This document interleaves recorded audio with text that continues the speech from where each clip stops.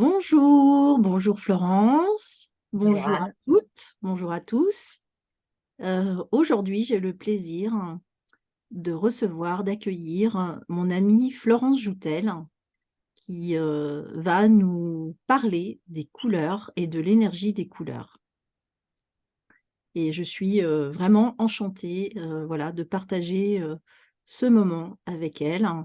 Et j'espère que ça va voilà, vous plaire, vous apporter des éclairages et puis voilà, vous guider un peu aussi sur votre chemin.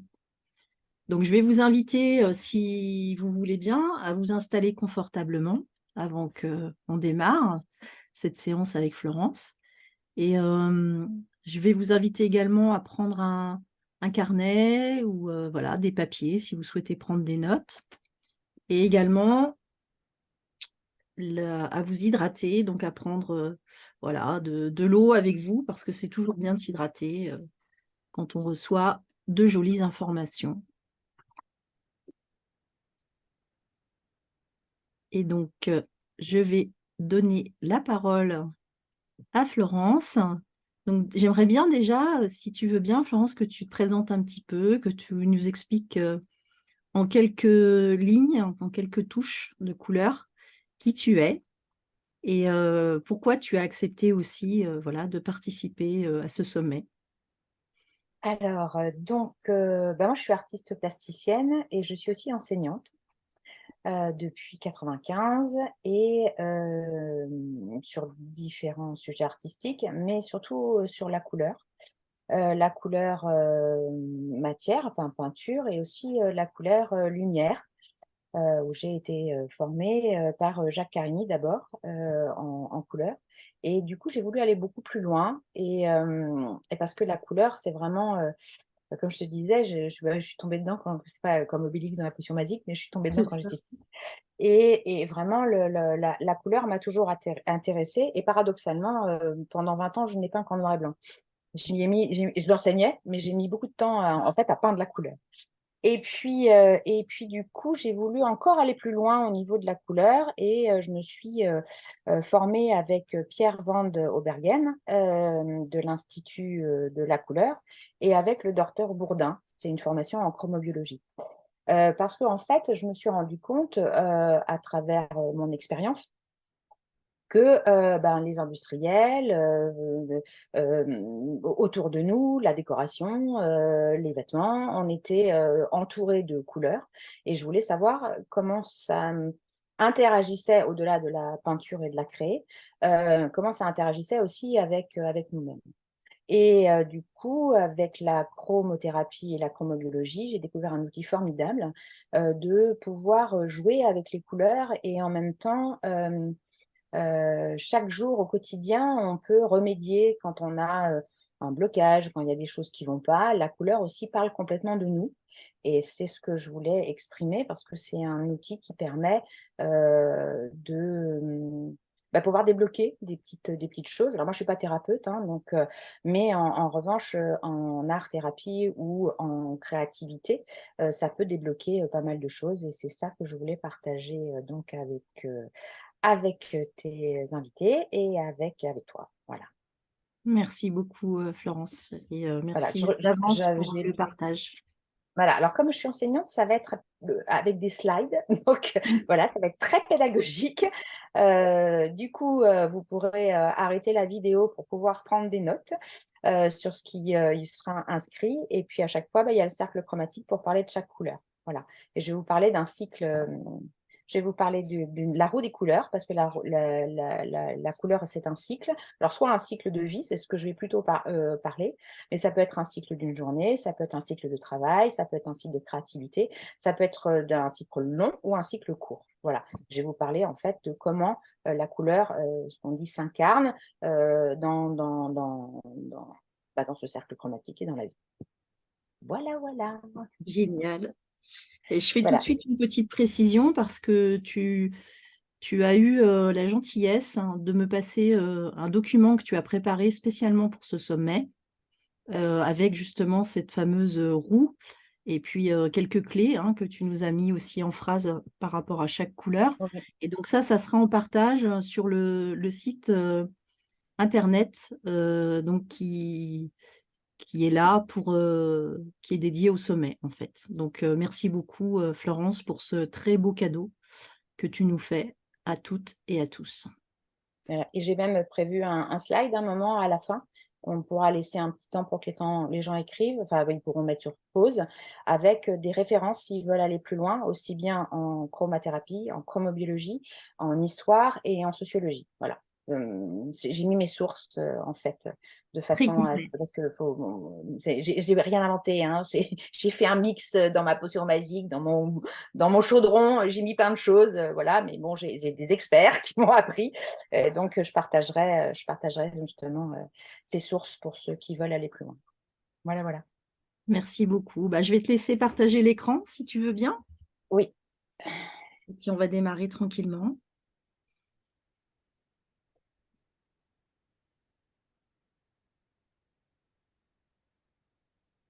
Alors,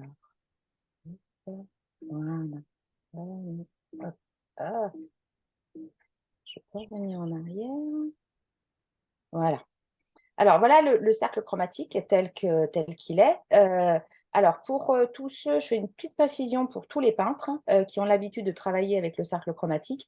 Ils vont avoir des surprises parce que les complémentaires ne sont pas placés tout à fait au même endroit pour le cercle chromatique des peintres. Là, c'est un cercle chromatique énergie, c'est-à-dire que chaque couleur qui font face va donner du blanc en énergie, puisque ce sont des longueurs d'onde. Donc, les couleurs sont bien placées. Mais elles sont placées donc en énergie et pas en peinture comme vous auriez pu l'apprendre à l'école. Voilà. Donc, je vais commencer par le haut du cercle qui est le magenta, qui est la première couleur, la plus vibratoire, qui va être le commencement de cette histoire. En fait, je vais vous raconter une histoire à travers les couleurs. Alors, je vais commencer par le magenta. Alors, le magenta, c'est une couleur la plus vibratoire. Elle est synonyme de douceur, de tendresse, c'est le doudou, c'est l'amour inconditionnel. On y associe la compassion, la sensibilité, c'est l'enfant intérieur ou l'enfant en règle générale. Et on la retrouve dans l'industrie, dans les goûts sucrés, regardez les paquets de sucre, ils sont avec… voilà, donc pour amener donc toute cette sensation de douceur. Donc voilà, ça c'est ce que le magenta exprime. C'est aussi la recherche de bien-être, de beauté, de grâce, d'harmonie. Et en spiritualité, on y met l'âme. Parce qu'en fait, quand on commence avec le magenta, on n'est pas… on commence l'incarnation, mais on n'est pas encore humain, si on parle de la partie spirituelle. Donc ça pourrait être raccordé à la cellule du commencement, la cellule souche. En fait, c'est quand les chromosomes et l'ovule arrivent. Donc là, il va y avoir un début. Et ensuite c'est le monde intérieur unifié. C'est vraiment le je suis. Le je suis dans toute sa splendeur et dans dans toute son unité. Elle n'a pas encore rencontré toutes les couleurs. Donc, j'ai envie de dire qu'elle est pure. Voilà, dans la, dans le magenta. À chaque fois, pour chaque couleur, je vais vous parler quand elle est en équilibre, quand elle est en déséquilibre et quand elle est en dysfonctionnement. Parce que ça va me permettre, à la fin, je donnerai quelques exemples, quand c'est en déséquilibre ou en dysfonctionnement, comment on peut trouver la solution pour se sortir de ce déséquilibre. Donc, quand elle est en équilibre, ça veut dire je suis cohérent avec qui je suis. C'est le grand je suis. Voilà. OK. Et quand elle est en déséquilibre, on a un mal-être, on a des blessures affectives et on a la sensation de donner plus qu'on reçoit. Et quand elle est en dysfonctionnement, c'est une affection toxique ou alors les goûts pour les paradis artificiels, tout ce qui est addiction. Sa racine, elle se situe au centre du verre, le 4e chakra. Elle n'a pas un chakra dédié, mais en fait, comme c'est l'amour inconditionnel, elle est au cœur du cœur, c'est-à-dire au cœur du verre, puisque le verre, c'est la couleur du chakra du cœur. Voilà. Et elle est vraiment située ici. Et ça symbolique, c'est je suis cohérente. Voilà. Alors j'ai tout mis au féminin, parce que j'ai pensé qu'il y avait plus de femmes qui allaient venir. Donc voilà, donc désolé messieurs s'il y a des messieurs. Donc voilà, j'ai mis plutôt tout au féminin. Alors évidemment, quand elle est tout bien, quand elle arrive, alors évidemment, je vais vous parler du cercle chromatique idéal, quand tout va bien.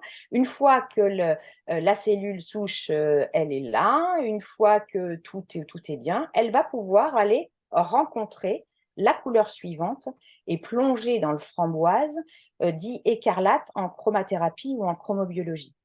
Donc, le framboise, elle, c'est l'utérus. Donc, du coup, c'est la cellule souche. Hop, elle rentre dans l'utérus. Et là, elle va commencer, c'est symbolisé par les muscles, par la nourriture. Donc, c'est les fruits, c'est la chair, c'est la terre, la matrice, c'est le ventre de la mère, c'est le féminin. Et dans la chromobiologie et chromothérapie, c'est là que se place l'enracinement, bien plus que le rouge. Et on verra après où est-ce qu'elle se situe, parce qu'elle se situe au niveau du rouge, en fait. Donc, après, ça serait presque au cœur du rouge. Et donc, l'enracinement, il sera plus puissant si on utilise, si on a des problèmes d'ancrage, il sera plus puissant si on utilise la couleur framboise dans notre système, en fait. Puisque c'est vraiment le début de la cellule et elle commence à prendre corps. Et donc, le framboise, la symbolique, ça a besoin d'intégrité physique et corporelle. Parce qu'on va rencontrer, la cellule va rencontrer la matérialité, puisqu'elle va commencer, on va commencer à devenir matière. C'est aussi un besoin de nourriture, de sécurité et de stabilité. Alors, je vous dis aussi quand tout va bien, puis après, je vous mettrai les dysfonctionnements. C'est aussi le sens de la matérialité et les points d'appui du confort, donc son confort à soi. Alors, c'est vrai que là, en chromobiologie, en chromathérapie, on a identifié chaque couleur, mais c'est vrai que si on aime les roses, on est entre les deux. Ce n'est pas une couleur, bien évidemment, mais je n'allais pas vous présenter 2 millions de couleurs. Il y a des couleurs sélectionnées particulières. En équilibre, c'est une relation saine avec son corps, sa féminité, la mère. C'est abondance et harmonie corps et matière. Donc, c'est l'abondance du corps et de la matière. On est OK avec ce qu'on mange, avec ce qu'on vit, avec son corps qui se déplace. Quand il est en déséquilibre, c'est souvent là qu'on trouve la malnutrition, les carences, alors en plus ou en moins, les conflits avec l'image de la mère et on se sent déraciné. Et quand il est en dysfonctionnement, c'est la surconsommation. On va trouver les achats compulsifs plutôt ici. C'est les toxines physiques, toutes les toxines qu'on a dans son corps. Alors après, moi, je suis pas thérapeute dans le sens chromothérapeute, mais quand on travaille en luminothérapie, ils vont utiliser ces couleurs-là en fonction des dysfonctionnements des gens. Moi, je l'utilise en peinture, mais différemment, je l'expliquerai après. Ou dans les textiles, enfin dans la matière, je l'utilise moi différemment. Sa racine se situe au centre du premier chakra, donc le rouge. Il renforce en fait l'enracinement. Pour ceux qui travaillent les enracinements lumineux, en associant le framboise, donc du coup, on y amène un peu de la cellule souche, puisqu'elle est entre les deux, et du rouge, ça sera un enracinement qui sera beaucoup plus fort. Et sa symbolique, c'est je prends corps et je m'enracine. Et une fois qu'il est prêt, du coup, il va pouvoir rencontrer le rouge. Alors, le rouge, lui, c'est l'action. Et symboliquement, c'est du coup la naissance, l'accouchement. On entre en action et c'est vraiment une couleur énergisante. C'est le chaud, c'est symbolique du feu, c'est le dynamisme, c'est le courage, c'est la volonté et c'est la sexualité, mais reproduction. C'est pas la sexualité dans le sens plaisir, ça on découvrira ça dans le orange. Là, c'est vraiment je me reproduis et la reproduction, c'est le rouge. Et c'est s'activer. Le rouge peut être hyperactif quand il est en dissonance. C'est la force, le rouge apporte de la force, donc de l'action. Je vais le répéter souvent, mais parce que c'est vraiment le rouge, c'est ça. C'est le travail. Alors le travail dans le sens, pas forcément le travail plaisir. Ça, pareil, on va le trouver plus on va descendre dans les couleurs et dans le orange. Mais c'est on va au travail, on s'implique dans son travail et puis avec énergie. On recharge ses batteries avec le rouge et on a le sens du combat pour se sortir d'une situation. Les boissons énergisantes, par exemple, leur packaging est rouge. pour montrer que c'est de l'énergie. Enfin souvent, pas tous, mais la plupart du temps. C'est le rouge, c'est la sécurité, c'est la confiance, c'est l'argent dans l'action. Donc, quand on est en dissonance avec le rouge, ça peut être vouloir trop d'argent et trop travailler pour avoir plein d'argent. Ce n'est pas l'argent subtil, ça on verra plus loin avec le jaune. Et c'est la conscience des biens matériels. Ça peut être trop ou en équilibre si la couleur est en trop ou en équilibre ou en déséquilibre. C'est aussi l'instinct de survie, on va le trouver en rouge, puisque si on part d'une naissance, on vient de sortir, donc faut rester en vie. Mais c'est aussi la force de vie, parce que justement, on découvre la vie avec le rouge, quand c'est un début de cycle de vie. Donc quand il est en équilibre, c'est du dynamisme, c'est de la vitalité, c'est de l'équilibre dans son travail. Quand il est en déséquilibre, c'est de la passivité, des blocages, du découragement et de l'abattement. C'est-à-dire qu'il est aussi violent aussi actif dans un sens qu'il est désactif dans un autre sens. C'est-à-dire quand on manque de rouge, on ne peut plus bouger.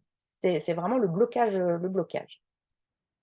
Et en dysfonctionnement, c'est là qu'on trouve l'agressivité. Souvent, quand on dit oui, le rouge, ça énerve, mais ça, c'est quand il est en dysfonctionnement. Parce que s'il fonctionne bien, on peut voir que le rouge, ça va bien, on sait bien aspecter.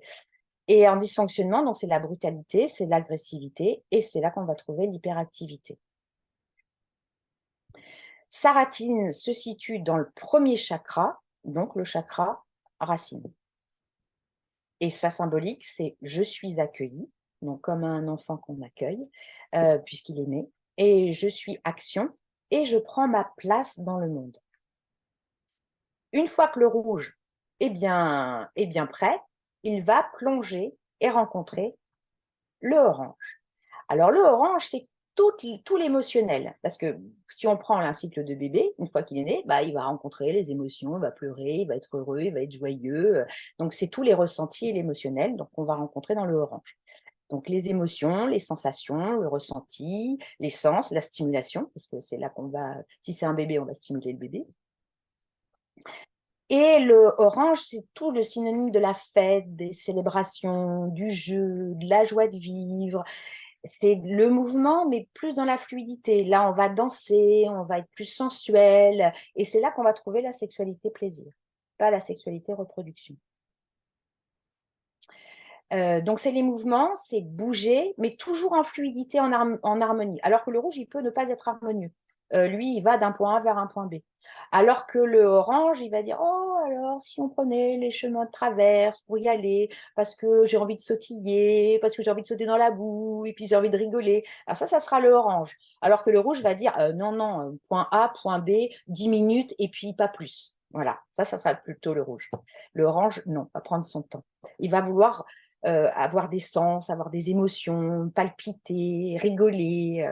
Voilà, ça c'est le orange. En équilibre, je sais me faire plaisir, je connais mes limites, je suis tempérée dans mes émotions, sensations et ressentis. C'est-à-dire que quand il est en équilibre, il ne va pas déborder au niveau de ses émotions et il ne va pas se faire avoir avec ses émotions. En revanche, quand il est en déséquilibre, c'est la tristesse, la dépression, la froideur, l'insensibilité. C'est aussi une immobilité, puisque du coup, on ne peut même pas avoir des mouvements fluides. Et en dysfonctionnement, c'est le stress, l'agitation et l'irritation, puisqu'il y a un débordement des émotions. Sa racine se situe dans le deuxième chakra, le sacré ou le hara, et qu'on trouve au niveau du ventre, au niveau du nombril, un petit peu en dessous du nombril. Et sa phrase, c'est « je jouis de la vie ». Une fois qu'il est prêt, il va plonger dans le jaune. Alors le jaune, c'est plutôt une construction, c'est un rayonnement. Toujours, alors je pars du principe que là, tout le fonctionnement du cercle chromatique est en équilibre. Donc après, il va rayonner. Puisqu'il est en équilibre de tout, il va pouvoir rayonner. Il a le discernement, il a la compréhension, il a la réflexion, il a l'estime de soi, il est éveillé et il est logique. Ça, c'est le jaune. On trouve aussi la personnalité et l'ego dans le jaune. Donc, quand il est en dysfonctionnement, t'imagines bien, vaut mieux personnalité que ego. Encore que ego, moi je pars du principe qu'en racine latine, c'est je suis, donc ça peut être aussi une bonne chose. On a besoin de lumière quand on a besoin de jaune, puisque c'est symbolisé par la lumière, le soleil.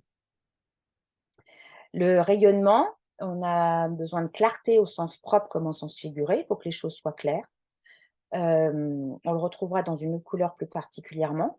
C'est l'argent, là, dans le sens de finance-gestion. Là, avec le jaune, on va dire, ah, bah là, j'aimerais rayonner, être en accord avec mon travail, mais en même temps, bon, bah, il faut que je gagne ma vie, il faut que je fasse des gestions, je vais planifier, je vais peut-être prévoir d'acheter une maison, donc comment je vais faire, je veux en monter une entreprise. Voilà, là, ça va être, le jaune va se poser toutes ces questions de réflexionnement, alors que le rouge, pas forcément. Pas forcément, il dit, bon, ben voilà, moi, le salaire me plaît, le travail me convient, j'y vais, je ne me pose pas de questions. Alors que le jaune, il va commencer à anticiper. Le jaune, c'est le besoin de comprendre clairement les choses, comme le soleil qui éclaire tout. Donc, vraiment, il faut que ce soit clair. Et donc, du coup, c'est en fonction de son besoin de comprendre, il va pouvoir activer la réflexion des choses. Quand il est en équilibre, c'est des perceptions claires des événements, une lucidité, une intégration de sa personnalité. Une fois qu'il a intégré les émotions en orange, et ben là, il va pouvoir les intégrer dans sa personnalité et pouvoir en faire quelque chose et décider d'en faire quelque chose. Alors que l'émotion, c'est plutôt la découverte des choses et puis de faire l'expérience des émotions. Alors là, le jaune, il dit, bah, moi, ça me plaît, je garde, ça me plaît pas, je garde pas. Donc ça, c'est le jaune qui propose ça. En déséquilibre, on va se dévaloriser, c'est la dévalorisation, c'est l'abnégation et c'est se laisser envahir par. Puisque du coup, on a une faiblesse de sa personnalité ou une personnalité qui a des difficultés. Et donc, du coup, on va se laisser complètement envahir par les autres. On ne va pas réussir à rayonner et voire même s'éteindre, être terne.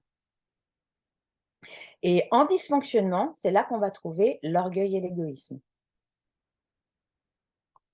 Sa racine se situe dans le 3e chakra, le plexus solaire, donc un petit peu en dessous de la poitrine. Et sa phrase, c'est « je trie, j'élimine, j'assimile et je suis centré ». Le centre se trouve au jaune et les Chinois, la couleur jaune est au centre. C'est vraiment la première couleur pour eux. Voilà. Et donc, une fois qu'il est prêt, il va pouvoir plonger dans le vert anis, vert anis ou jaune-vert. Ça dépend. En chromobiologie, ils l'appellent le jaune-vert. Moi, j'aime bien l'appeler le vert anis parce que c'est un jaune qui tire un petit peu sur le vert. C'est une couleur extrêmement lumineuse et souvent les gilets jaunes, ils sont plutôt jaune-vert que jaune-jaune. Ils tirent un tout petit peu sur cette couleur-là. Et là, on va y trouver la vue et la visibilité. C'est une vision juste de qui je suis et de remise en question. Donc, une fois qu'avec le jaune, il a fait le tri, je veux pas, je veux ça, là, je mets de la clarté, je réfléchis. Et là, du coup, maintenant, il va pouvoir avoir une vision juste de qui il est. Et c'est dans cette couleur-là qu'on va trouver les initiations, les études et l'apprentissage. C'est l'étudiant, en fait, qui va commencer à faire l'expérience à travers l'apprentissage. Il est disponible, il est flexible et il est tolérant, le vert anis. C'est l'exploratrice, elle a confiance en soi, elle va faire l'expérience pour atteindre des compétences, donc du coup avec curiosité. Le vert anis, il n'a pas peur, donc il prend les échecs, les réussites, c'est pas grave, c'est une expérience. Comme il a une vision juste de qui il est, il sait que cette expérience-là, il ne va pas la faire parce que ça ne va pas être terrible. Ou alors, s'il l'a fait, il a conscience de pourquoi il l'a fait. Et donc, il est juste avec lui-même. Donc, en équilibre, je vois, je regarde, j'observe, j'ai une vision juste sur moi-même et les événements. J'aime apprendre, découvrir et suivre une quête. En déséquilibre, c'est la fermeture d'esprit, l'intolérance et la rigidité.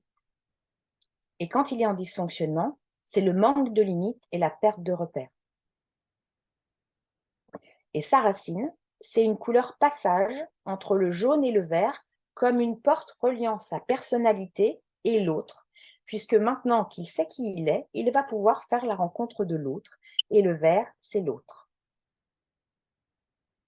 Sa phrase, c'est « je suis construit, je structure et je transforme ». C'est une transformation de soi-même, hein, pas une transformation de l'autre, bien évidemment. Alors du coup, il va rencontrer le vert.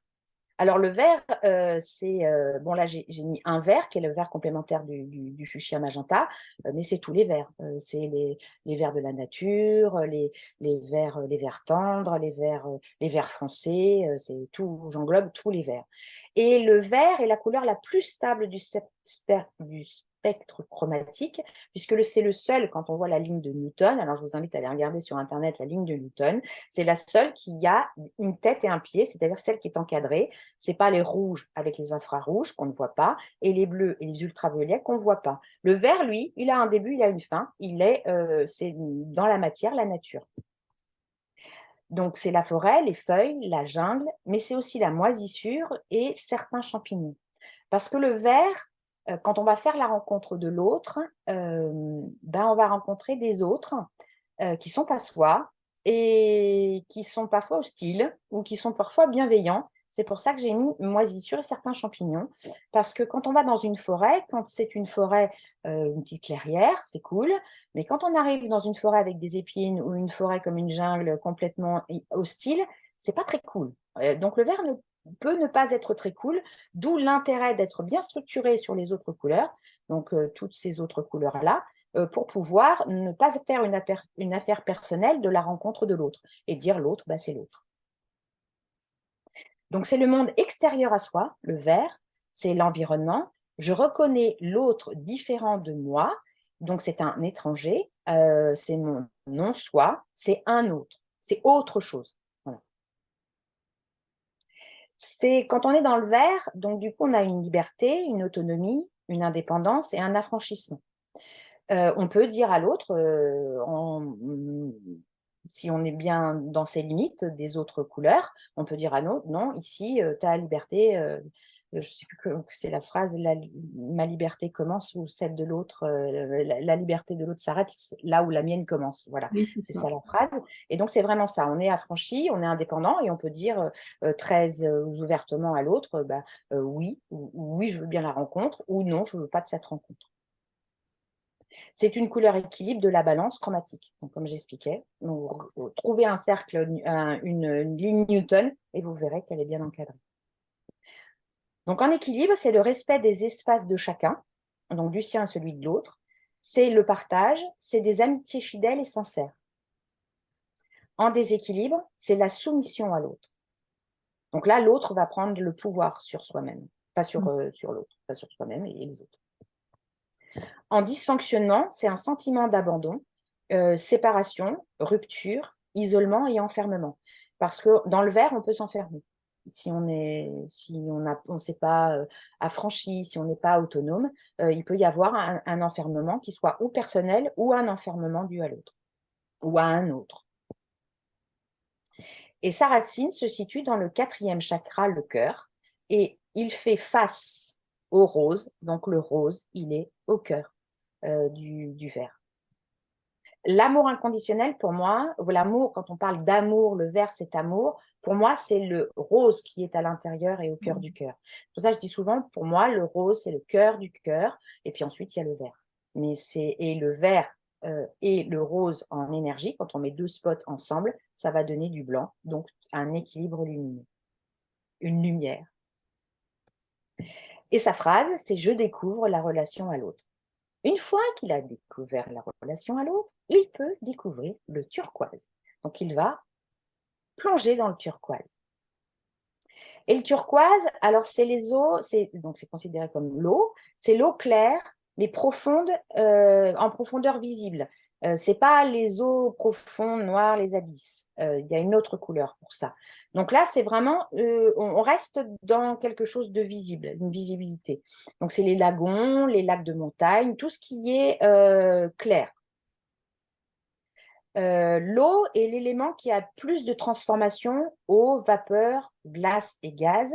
Donc, le turquoise, c'est vraiment une couleur de transformation. C'est accepter la transformation des choses et l'impermanence des choses.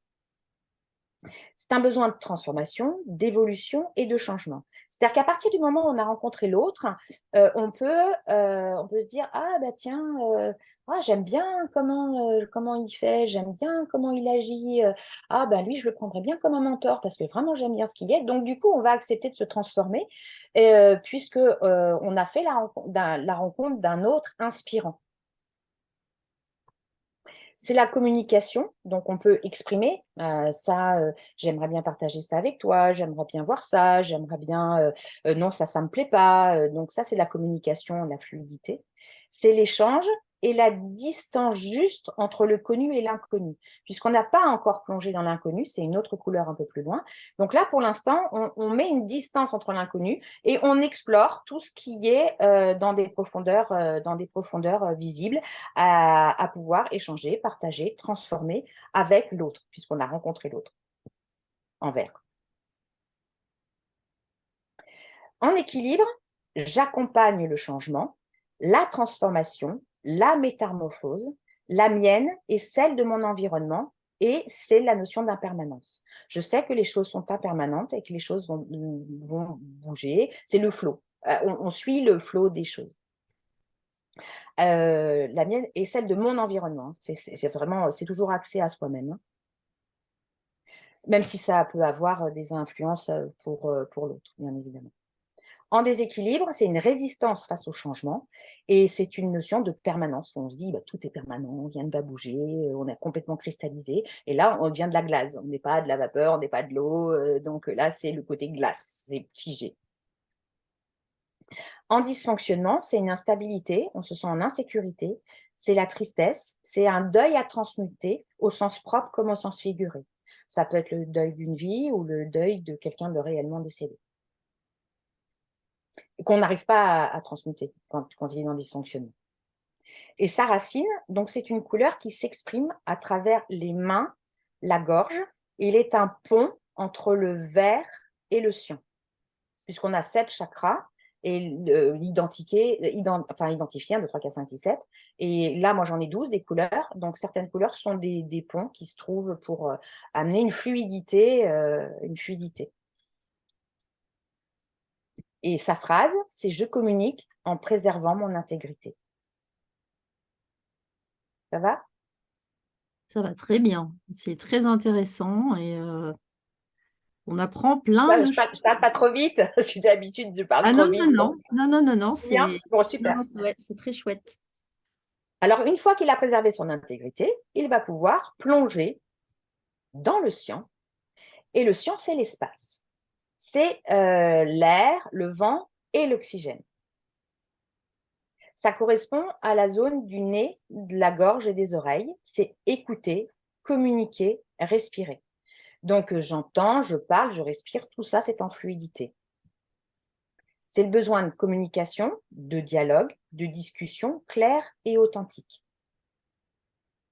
C'est aussi le froid, le silence et la réceptivité. Le bleu fait partie des couleurs froides et paradoxalement, le rouge, qui lui fait face d'ailleurs, le rouge est la couleur chaude. Donc, le cyan est la couleur la plus froide du spectre chromatique et le rouge étant la plus chaude. Et ils se font face. C'est pour ça que je dis bien, c'est des couleurs énergie-lumière. Ce n'est pas des couleurs peinture, parce que le cercle chromatique peinture qu'on a appris à l'école, ce n'est pas ces couleurs-là qui sont en face, hein. Donc, en équilibre, je donne autant que je reçois, j'ai une bonne respiration de l'énergie vitale, le souffle, et je m'exprime clairement. En déséquilibre, je parle trop, je monopolise l'attention. En dysfonctionnement, c'est de l'exaltation, on étouffe, c'est l'expression « j'ai besoin d'air ». Je crie, je hurle, donc ça c'est quand il est en dysfonctionnement. Et quand on a le cyan, comme c'est le ciel, c'est aussi un besoin d'avoir de l'espace autour de soi. Si on dit oh là, j'ai besoin d'air, j'ai besoin de faire le vide, alors là on active le cyan. C'est qu'on a vraiment besoin d'air autour de soi. Est-ce que je peux poser une question? Est-ce que ça joue par rapport à, par exemple, la distance de sécurité aux autres aussi? Ah oui, bah oui, si quelqu'un s'approche de trop, on dit, hein, j'ai besoin d'air, tu t'approches trop près. Donc Mmh. là, il a envahi l'espace, son espace vital de respiration, d'oxygénation, où on se sent complètement pris à la gorge. Donc du coup, et souvent, c'est un rouge actif qui va s'approcher très proche d'un cyan qui n'aura pas envie qu'on s'approche de lui. Mmh mh. C'est souvent les hyperactifs qui s'approchent tout très proche. Ou alors avec un peu d'orange, avec une émotion un peu déstabilisante. Et donc, du coup, ça va toucher la tranquillité du bleu. Voilà. Mmh. Parce que là, ici, on est descendu dans l'incarnation et là, on va remonter vers le Le commencement. magenta. OK. Donc, sa racine se situe dans le cinquième chakra, donc celui de la gorge. Et sa phrase, j'exprime qui je suis. Ensuite, une fois qu'il est au clair avec lui-même, avec son science et sa respiration et le dialogue et la communication et les échanges, il va plonger dans le bleu azur, dit aussi indigo en chromathérapie et en chromobiologie. Alors, le bleu indigo, on le retrouve, c'est un bleu dense qu'on va retrouver au haut des montagnes, au-dessus des nuages. C'est on dit du bleu indigo, c'est qu'on voit au loin, on a des projections, on a des visualisations. Là, on va commencer à ralentir. On va commencer à pouvoir stopper, être en état méditatif et pouvoir commencer à voir loin. Loin, loin, où est-ce que j'ai envie d'aller? Où est-ce que je veux me projeter? Et les visualisations vont se trouver là, puisque la méditation, on la place ici. Euh, et à la suite. OK. Donc, c'est le calme, c'est la tranquillité, sans tension. C'est l'immobilisme, mais le bon immobilisme, du coup, puisqu'il est choisi. Et c'est la paix et la sérénité. Et elle fait face à l'orange, qui, lui, est tout feu, tout flamme, c'est l'émotion, il bouge, il danse, voilà. Et là, on dit, non, on se me met immobile et je me recentre, parce que j'ai eu du jaune, donc je sais le faire. Et je suis en intégrité, donc je peux m'isoler et être seule.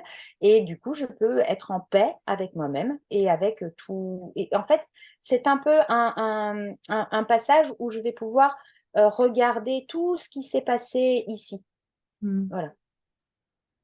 Bah, moi, c'est ce qui m'est arrivé pendant ma maladie, hein, pendant mon cancer, très clairement. Donc, et est-ce que tu avais plus envie de bleu à ce moment-là? Oui, oui, oui, je confirme. C'est vraiment, très intéressant.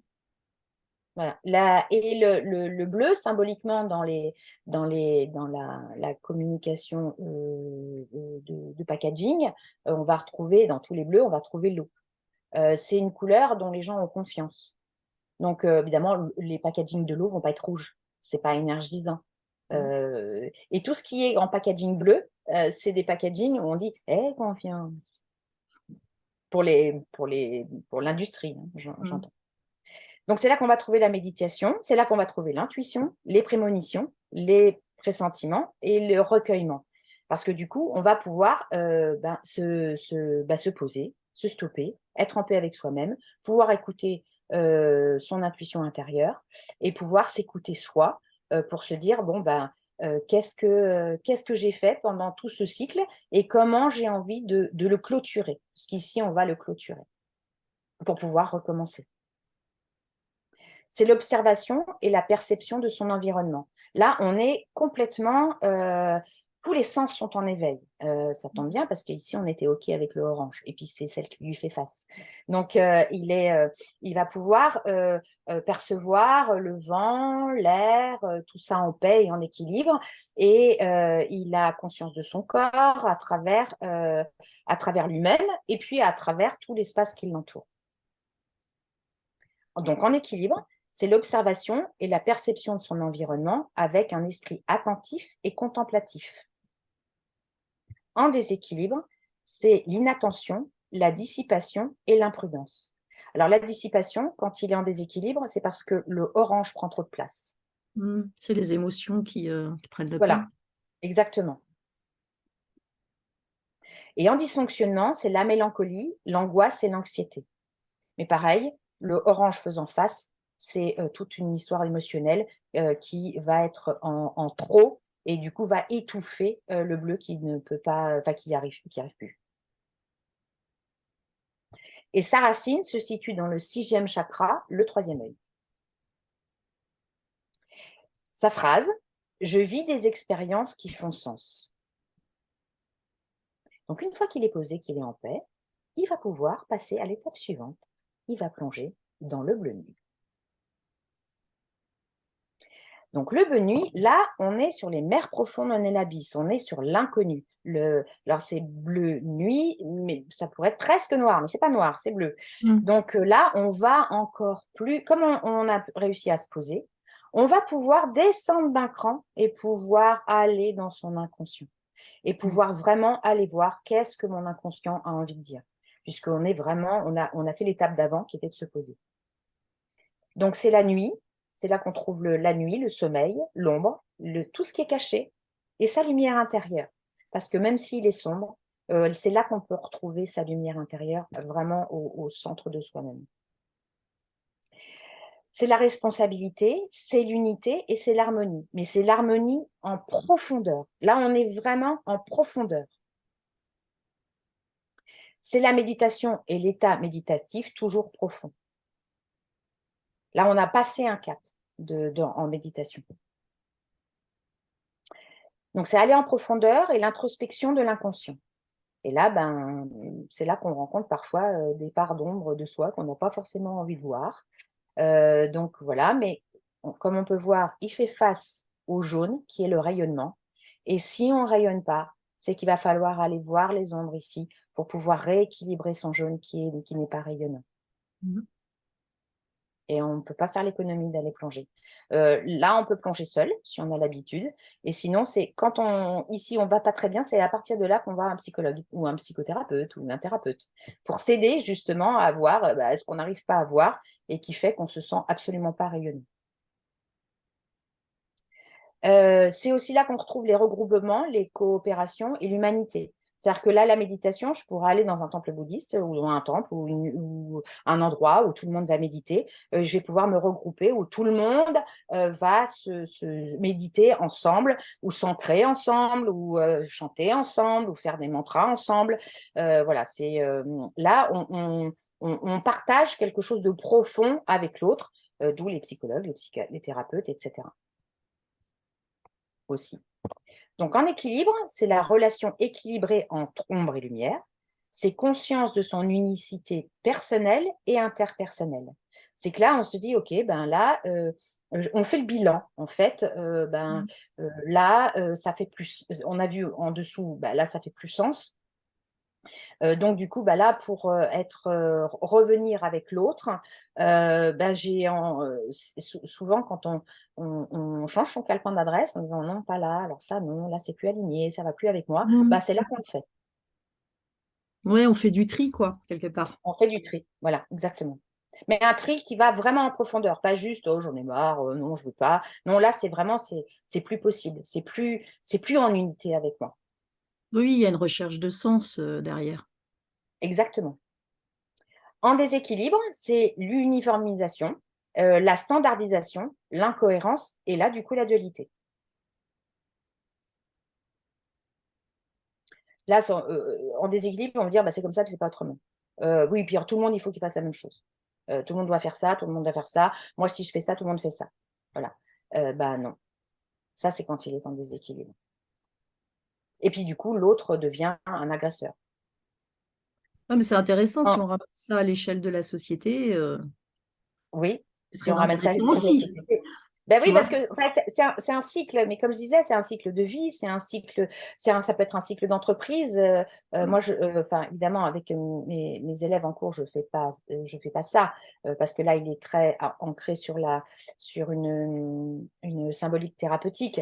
Mais moi, ce que je fais, c'est que je le fais sous la forme industrie, sous la forme packaging, sur la forme, voilà, parce que c'est les mêmes bases, en fait. Donc, en dysfonctionnement, c'est les insomnies, c'est la cogitation les délires, la rumination mentale, parce que du coup, on n'a pas réussi à aller en profondeur. Alors là, c'est le petit vélo qui va, ou le petit hamster, voilà, il est là, et les pensées multiples. Sa racine se situe, alors lui, il n'a pas de racine, mais il se situe en haut du front. C'est en fait, c'est comme s'il y avait deux troisième œils, le bleu foncé et l'autre, mais plus subtil. Un qui va commencer la méditation et donner du sens, et l'autre qui va aller en profondeur. Voilà. Mais en chromathérapie, on ne lui adresse pas un chakra particulier. On le met entre pareil, un pont entre le bleu et l'indigo et le violet. Sa phrase, c'est « Je suis conscient de qui je suis ».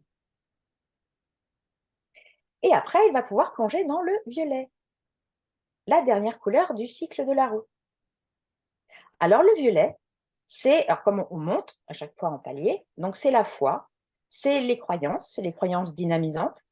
Évidemment, s'il y a croyances dynamisantes, il y aura croyances qui ne sont pas dynamisantes du tout. C'est la spiritualité, c'est la sagesse, c'est l'alignement, c'est le sacré. On va le trouver en violet. Et d'ailleurs, les grands papes sont en violet. Dans l'histoire, ils étaient en violet, en pourpre.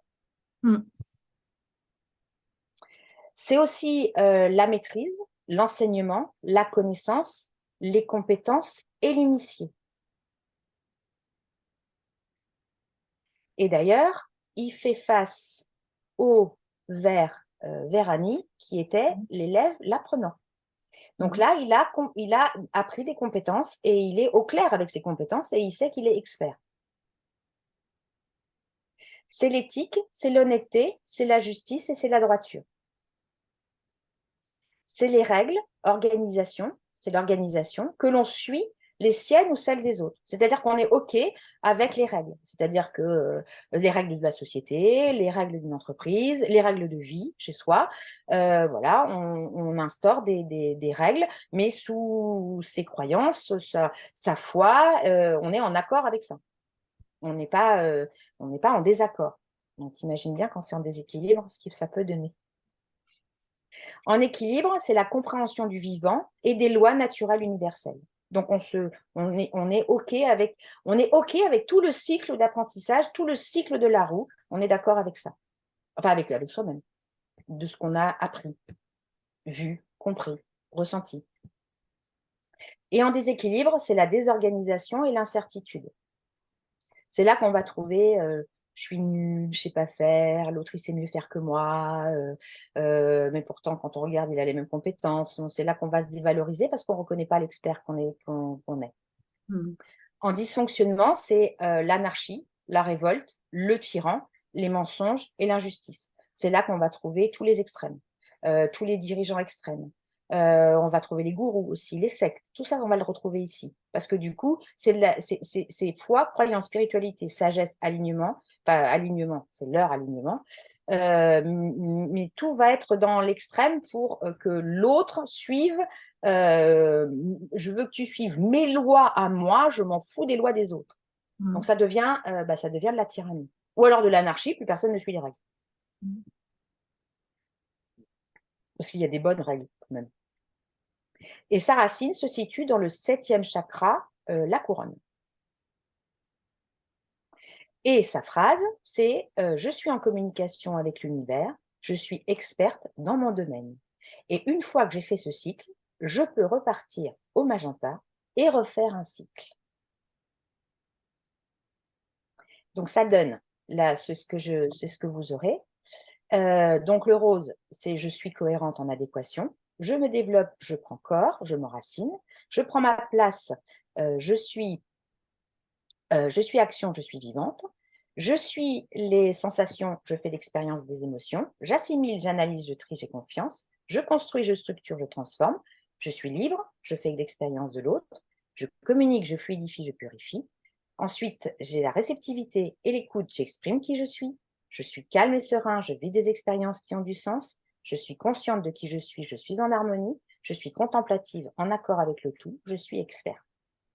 Voilà, ça c'est quand tout est harmonieux.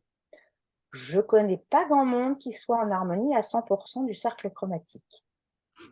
donc, de cette roue. Donc, qu'est-ce qui se passe en dysfonctionnant? Parce que là, c'est ça, c'est intéressant, c'est que Mm. ça va permettre, en fait, alors, il faut être très honnête avec soi-même. Parce que si vous n'êtes pas honnête avec vous-même, le cercle chromatique ne vous aidera pas. Mm. Par exemple, alors je vais vous donner des exemples qu'on connaît, qu'on voit enfin que j'ai eu dans mon entourage le plus. Je vais prendre le violet. Alors, je suis nulle, je ne vaux rien, je ne sais rien faire, je suis le petit canard, je ne sais pas. Ah non, je vais pas me montrer, je vais pas parce que je suis pas sûre de ce que je suis, etc. Donc, si vous êtes là, il faut aller regarder ici, se souvenir et écrire, qu'est-ce que j'ai appris? Qu'est-ce que je sais? Quelles sont mes compétences? Alors, on est tous experts de quelque chose. Ça peut être expert en cuisine chez soi, ça peut être expert en rangement, ça peut être expert dans un métier, mais on a tous une expertise. Alors, c'est d'aller la reconnaître. Et c'est ici qu'on la trouve, dans le verani. Le verani, c'est celui qui a fait l'expérience. C'est celui qui a appris. C'est celui qui a été curieux. C'est celui qui a vu, qui a expérimenté, qui s'est dit, ah, ben là, je sais, là, j'ai bidouillé, là, j'ai construit, là, j'ai appris. Donc, c'est de faire une liste, refaire une liste, et même si elle dure des pages et des pages, en écrivant très honnêtement, je sais faire. Je sais faire et j'ai la compétence. Et je sais faire et comment je sais le faire. Je sais faire un œuf, comment je fais? Je prends une poêle, je casse un œuf, je mets du beurre, et je mets du beurre avec un peu d'huile parce que je préfère, ou alors je mets rien parce que je préfère comme ça. Voilà, c'est comment je le fais. Et ça, c'est une expertise. C'est des petites expertises. Mais c'est de se souvenir de ces petites expertises qui font des grandes expertises. Oui, L'autre parce que tout exemple, le monde a des talents, en fait, hein. oui, c'est ça. C'est là qu'on trouve les talents. Voilà. Moi, j'ai mis je suis experte, mais c'est là qu'on trouve les talents. Mm. Donc, c'est aller se souvenir de ces talents quand on a commencé à les apprendre, ou à les découvrir, ou à les expérimenter. L'autre exemple, c'est je suis bloquée. J'y arrive pas. Je peux plus bouger. Donc, c'est le rouge qui est bloqué. Alors, ça peut être l'orange ou le rouge. Mais si je suis Mm. bloquée complètement figée, à être tétanisée à bouger et à quoi que ce soit, donc je suis dans le rouge. Alors, je vais aller regarder ici le cyan qui est je respire et je prends de l'espace, j'ai besoin d'air. En revanche, c'est là que je voulais vous expliquer, parce que ça a été mon cas à un moment donné, c'est que là, moi, je ne peux plus bouger. J'étais là en train de me dire, oh, je n'arrive plus, c'est trop compliqué. Et en plus, après la pandémie, je n'ai pas été la seule à être, tout s'est arrêté là d'un seul coup. Je me suis dit, mais Mm. comment je redémarre? À plus avoir envie de redémarrer. En revanche, je savais respirer, exprimer. Je savais très bien exprimer que je n'arrivais pas à bouger. Et j'arrivais à prendre de l'air, à faire le vide en me disant, quand je passe le vide chez moi, et rien ne bougeait. Alors, dans ces cas-là, quand la ligne ne bouge pas, Est quand on bloqué fait quelque bien part. de l'autre côté, on remonte d'un cran. Ça, c'est important. On remonte d'un cran et on remonte en arrière. Alors, du coup, on va regarder, est-ce que je suis bien enracinée? Est-ce que je prends bien soin de mon corps? Est-ce que je mange bien? Comment sont mes muscles? Est-ce que je m'occupe de ça? Est-ce que c'est OK entre moi et la matière? Et on s'aperçoit que, ah non, en fait, c'est peut-être pas si OK que ça. Non, je comprends que je puisse pas bouger. Donc, je vais peut-être remédier un peu ici. Et puis ensuite, on va regarder ce qui lui fait face. Ah oui, non, j'ai un peu figé les choses. Eh bien, si j'ai un peu figé les choses, c'est que je suis dans la permanence et pas l'impermanence. Et que je n'accepte pas la transformation. Ou que j'ai du mal à accompagner la transformation. Et du coup, c'est normal que cette ligne-là soit bloquée Mm. si la ligne d'avant, j'ai encore un peu à remettre les choses en place. Après, j'ai envie de te dire, la ligne ici, c'est l'âme qui va s'incarner ou c'est la cellule souche. Elle est pure. Elle vient, elle est OK à 100%. Mm. En revanche, il peut y avoir un problème avec l'autre. Moi, je suis OK, mais voir l'autre, ça me panique. J'ai vu des personnes s'habiller en rose, mais de la tête aux pieds. Et c'était rose chez eux. Parce que le regard de leur corps à l'autre, alors c'était rose là, les deux, c'était compliqué vis-à-vis de l'autre. Donc le rose était un soutien pour pouvoir rencontrer l'autre. Parce que parfois, Mm. une couleur, quand on la porte sur soi, ça peut être un soutien pour pouvoir rencontrer l'autre. Je connais une personne qui s'habillait tout le temps en bleu, mais parce qu'elle était hyperactive. Et inconsciemment, elle s'habillait en bleu parce que c'était un soutien à son hyperactivité. Instinctivement, on sait choisir la bonne couleur. pour combler un excès ou combler un manque. Ouais, mais c'est important ce que tu dis là, parce qu'en fait, tout ce que tu nous as expliqué, ça a vraiment un côté pratico-pratique derrière. Exactement. On peut jouer sur les couleurs au quotidien et notamment en s'habillant. Enfin, les couleurs qu'on met et qu'on porte, c'est pas Exactement. anodin. Exactement. C'est-à-dire que les couleurs qu'on choisit, c'est pas anodin. C'est qu'on soutient quelque chose. Les couleurs quand on ouvre sa garde-robe, on dit, ah non, j'ai pas envie de mettre ça, bah, ça parle de nous aussi. Mm. C'est dire, oh non, j'ai pas envie de mettre du bleu. Ah, bah, pourquoi tu n'as pas envie de mettre du bleu? Est-ce que parce que tu as besoin de rayonner, que tu as besoin d'apprendre? Est-ce que tu as besoin d'activer ton émotion? Ou alors, justement, c'est que là, ça marche pas et qu'il y a un truc. Donc, l'expérience que les gens peuvent faire, même s'ils n'ont pas toutes les couleurs dans leur garde-robe, c'est de prendre des petits échantillons de tissus des 12 couleurs, de les placer devant soi et le matin dire quelle est la couleur, même si c'est pas du coup, parce que comme c'est un échantillon de tissu, on va pas le porter, donc on met plus de distance. Et on peut dire, ah, quelle est la couleur qui me fait vibrer le plus ce matin? Et on la prend. Et puis, on regarde toutes les couleurs, on dit, oh non, quelle est la couleur que j'aime le moins, enfin, qui ne me fait pas vibrer, et je la prends. Puis je vais regarder de quoi ces deux couleurs me parlent. Mm.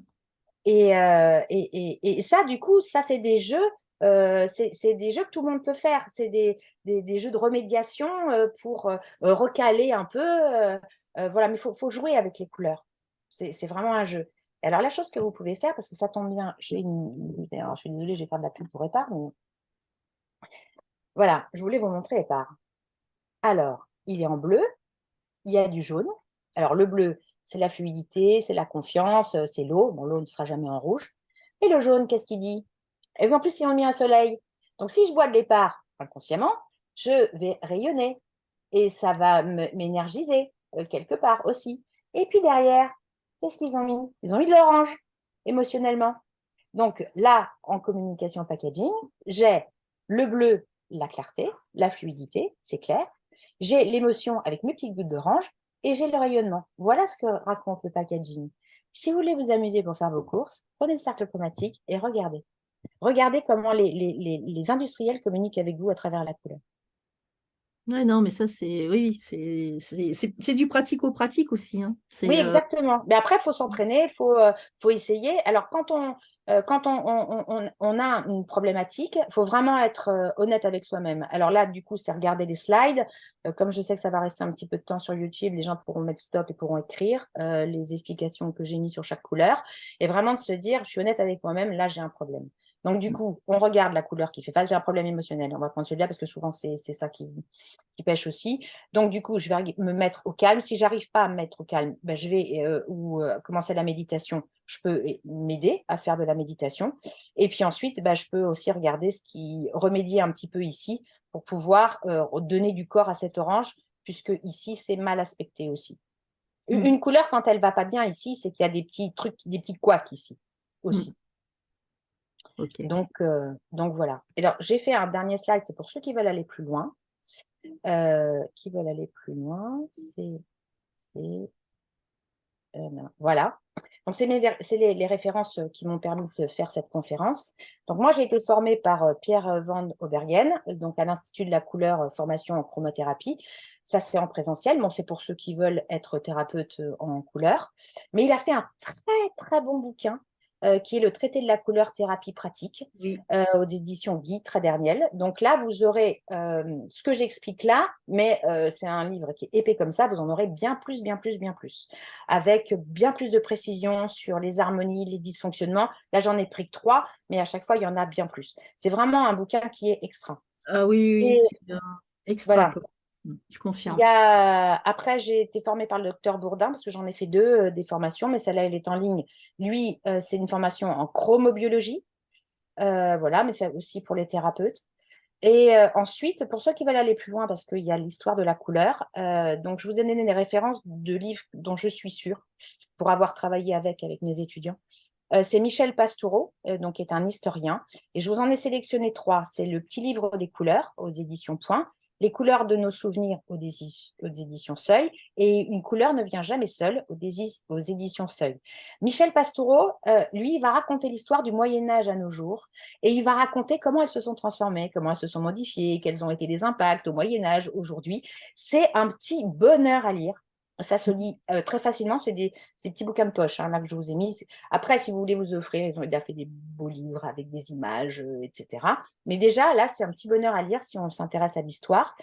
Et ensuite, il y a Annie Mollard-Desfours, chercheur au CNRS. Donc là, c'est plus à regarder à la bibliothèque parce que, bon, moi, je les ai tous, mais parce que je les utilise pour travailler. C'est le dictionnaire de la couleur mots et expressions d'aujourd'hui. Et c'est intéressant parce que toutes les expressions colorées, elles viennent de quelque part. Et elle explique pourquoi Coca-Cola est rouge, pourquoi le Père Noël est rouge alors qu'il était vert avant, pourquoi on dit rose bonbon, d'où ça vient. Et elle explique toutes ces expressions et il y a un dictionnaire par couleur. C'est passionnant, enfin, c'est pour ceux qui veulent aller plus loin et qui sont passionnés par la couleur. Voilà, voilà. Est-ce que tu as des Génial. questions? Ah non, non, non, moi j'ai pas de questions. C'était passionnant, très complet. Euh, voilà, on revient toutes les deux pour le petit mot de la fin. Non, non, moi sincèrement, je te remercie beaucoup, Florence. Et j'espère que effectivement, ça va apporter des éclairages lumineux aux personnes qui vont t'écouter. Et tu es une magicienne de la couleur. Ce que tu expliques aussi, voilà, tu le rends passionnant quand tu dis une fois qu'on a fait ça, on plonge dans la couleur suivante. Enfin, moi, c'était Oui. vraiment du bonheur. Donc, Ben, merci. à l'atelier, dans mes cours à l'atelier, en fait, c'est très intéressant parce que j'avais une personne, elle avait non, c'est pas c'est une fibromyalgie, je crois, et elle ne jurait que par le turquoise. Et donc, du coup, elle était soutenue par le turquoise, elle se soutenait par le turquoise. Et il se trouve que la fibromyalgie, c'est un problème de muscle, de tension, et donc on est dans le framboise et le rouge, et du coup, avec moins de fluidité au niveau de son corps, dans le orange. Et à un moment donné, je lui en ai parlé, je lui ai dit, est-ce que tu as envie qu'on tente les par... Alors, elle peignait tout en bleu, il n'y a pas de problème. À un moment donné, je lui ai dit, est-ce que tu veux pas qu'on tente? Et je vais dire le mot apprivoiser. Est-ce que tu veux pas qu'on apprivoise le framboise, le rouge et le orange? Et qu'on tente ensemble, et toi, d'aller le peindre et le découvrir. Et elle me dit, oh là là, tu me demandes un truc, ça va être violent. Je lui fais, non, apprivoiser, juste regarder. Regardez comment ça se passe. Tu n'es pas obligé de le peindre, mais au moins de les mélanger, de regarder, etc. Et maintenant, elle peint toutes les couleurs. Ouais, donc Donc, comme quoi, non, non, mais il y a des vrais. donc voilà, donc c'est les couleurs, elles, voilà, elles s'apprivoisent, bah, à tel point que bon, moi je donnais des cours des couleurs et je ne peignais qu'en noir et blanc. Et il a même fallu, parce que du coup j'aimais les vivre au quotidien. Et là je me suis dit ah mais non, je peux pas les peindre. Donc et là je me suis dit oh non, si, il faut que je les peigne quand même. Donc, voilà. Est-ce que tu veux nous donner un petit mot de la fin? Bah, un petit mot de la fin, bah, j'espère, bah, j'ai un petit mot de la fin. Bah, j'espère que ça va vous aider. De toute manière, tu as un groupe Facebook, donc si jamais, moi j'y suis, ton groupe privé là, de ton sommet, Oui. donc vous m'y retrouverez si vous avez besoin d'avoir des questionnements particuliers, j'y répondrai avec plaisir. Voilà. Et puis je souhaite à toutes une très bonne continuation dans leur parcours, dans l'appel à la sérénité, autant que faire se peut. Merci beaucoup pour ce mot de la Merci fin à et toi, Anne, de m'avoir invitée. tout ce que tu nous as offert aujourd'hui. Et merci pour ton énergie et ta lumière, Florence. Merci, merci à toi. Merci. À bientôt! À bientôt.